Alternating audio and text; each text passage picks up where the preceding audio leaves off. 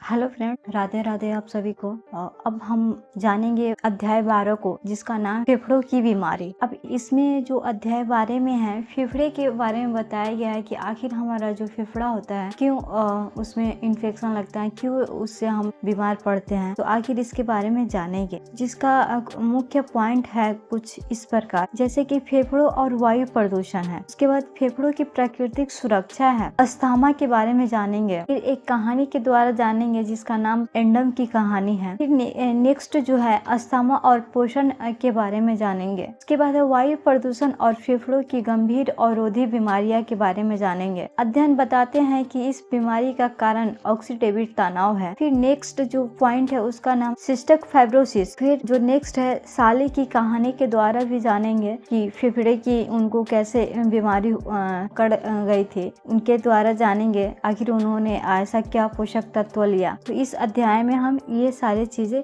युवा माँ ने रात को सोने से पहले अपने 2 साल के नन्हे बेटे क्रिश्चियन को आखिरी बार देखने के लिए उस कमरे का दरवाजा खोला। उसने जैसे ही बेटे के माथे को छूना चाहा तो वह यह देखकर सब रह गई कि उसका बेटा नीला पड़ गया था और सांसें भी नहीं ले रहा था। आपातकालीन सेवा के लिए 911 पर फोन करने के बाद वह उसे होश में लाने का प्रयास करने लगी। कुछ ही पलों में पैरा मेडिकल के लोग आ गए और क्रिश्चियन को आपातकालीन कक्ष में भेज दिया गया। डॉक्टर क्रिश्चियन के हृदय और फेफड़ों में प्रतिक्रिया वापस लाने का प्रयास कर रहे थे, क्योंकि उसके हृदय ने धड़कना बंद कर दिया था। अंततः ER डॉक्टर उसके हृदय और फेफड़ों की प्रतिक्रिया वापस लाने में सफल हुए। एक बार फिर जीवित हुए नन्हे बच्चे को गंभीर अस्थमा के इलाज के लिए आपातकालीन अस्पताल में भर्ती कराया गया। डॉक्टर ने क्रिश्चियन की हालत को स्थिर रखा हुआ था और उसे वायु नली को फैलने वाली दवा थियोफाइलिन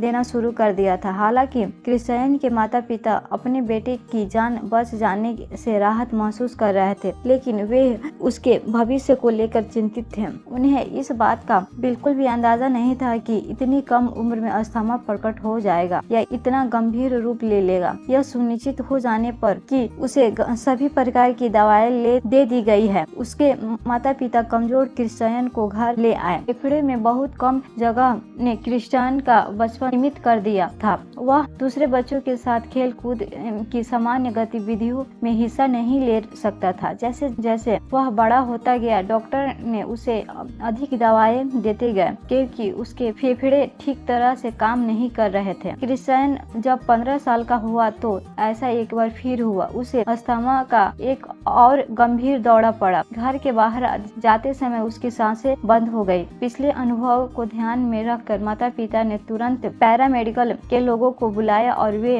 उनके बेटे को होश में लाने का प्रयास करने लगे। उसके हृदय और फेफड़ों ने तभी काम करना शुरू कर दिया जब वे ER विशेषज्ञ के पास पहुंचे। अस्पताल में भर्ती करने के बाद क्रिश्चियन को एंटी इन्फ्लेमेटरी दवा प्रेडनिसोन दे दी गई, जो उसे अगले 14 सालों तक लेनी थी।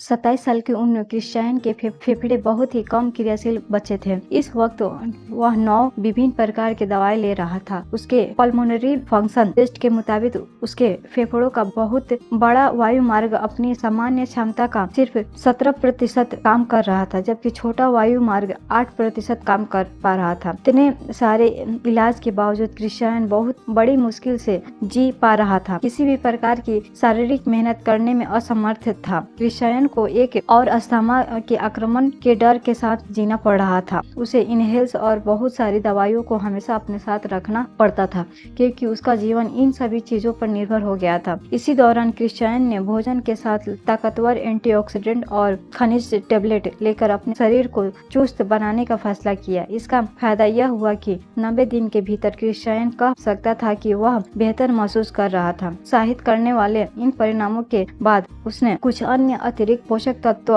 विटामिन C, कैल्शियम, मैग्नीशियम तथा अंगूर के बीज का अर्क भी लेना शुरू कर दिए। अगले 20 महीनों में क्रिश्चियन के फेफड़ों के कार्य करने की क्षमता में इतना सुधार हो गया कि डॉक्टरों ने उसे प्रेडनिसोन देना बंद कर दिया। क्रिश्चियन ने एक बार मुझसे कहा था कि व्यक्ति को सिर्फ 14 दिन तक प्रेडनिसोन लेना चाहिए, न कि 14 सालों तक। क्रिश्चियन के बार बार किए गए पल्मोनरी फंक्शन टेस्ट उसमें स्थिर और उल्लेखनीय सुधार दर्शाते हैं। 2 सालों तक अतिरिक्त पोषक तत्वों का सेवन करने के बाद क्रिश्चियन ने यह पाया है कि उसके फेफड़ों का बड़ा वायु मार्ग अपनी सामान्य क्षमता का 87% तक काम करने लग रहा था और छोटा वायु मार्ग 56% तक काम कर रहा था। यह इतना भी बुरा नहीं था क्योंकि इसी दौरान उसके द्वारा ली जा रही दवाइयों की संख्या 9 से घटकर 3 रह गई थी। पहले क्रिश्चियन का अल्बुटेरॉल इनहेल सिर्फ 1 महीने चलता था, अब यह कम से कम 6 महीने तक चलता है और आधे समय तो उसे यह भी